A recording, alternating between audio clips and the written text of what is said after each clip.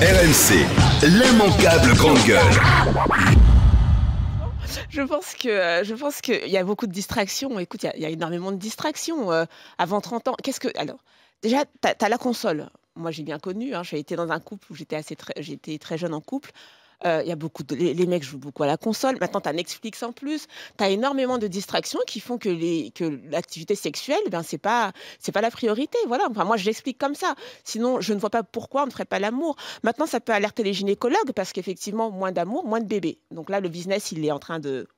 Ouais. Et moins de maladies, maladies transmissibles, c'est l'horreur. Moins de bébés, moins de problèmes économiques aussi derrière, les retraites, moins d'IST. Exactement. Donc, mais vraiment, je suis quand même assez étonnée parce que de mon temps, il me semble que quand même, quand on était assez jeune, on avait la libido un peu en feu.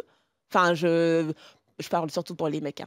Ils avaient toujours la libido un petit peu en feu. Donc, je suis étonnée de cette étude et des résultats de cette étude. Vraiment, mais tu vois, alors que Tinder, qui est un site de rencontre, a 500 000 abonnés supplémentaires en 3 mois. Donc, il y a tout un paradoxe aujourd'hui avec des rencontres qui se veulent éphémères, où on recherche de l'éphémère par rapport à une génération qui est moins dans le désir et moins dans l'amour. Parce que tu as toute cette facilité. Parce que ce qui manque, c'est l'engagement maintenant. Toute cette facilité et un accès quasiment instantané, on va dire, au sexe. Mais le désir naît du manque. Si tu es sur Tinder, tu as des gens qui peuvent te dire ce soir, je passe chez toi, tu pourrais dire oui, tu vois ce que je veux dire. Et pourtant, ça ne le fait pas. Moi, je pense plutôt qu'il y a quelque chose comme plutôt une recherche de sens. Et là où je te rejoins, c'est sur le côté, justement, développement personnel, où on n'est plus dans quelque chose où, voilà, je me prends un mec, je suis pour ce soir. Il y a quelque chose comme une quête de sens où on se dit, je ne vais pas les consommer juste pour consommer. Oui. Puisque, en fait, je pourrais consommer, mais je ne vais pas le faire pour consommer. J'ai besoin d'un sens, j'ai besoin de mettre un sens dedans. Je disais. 1, 2,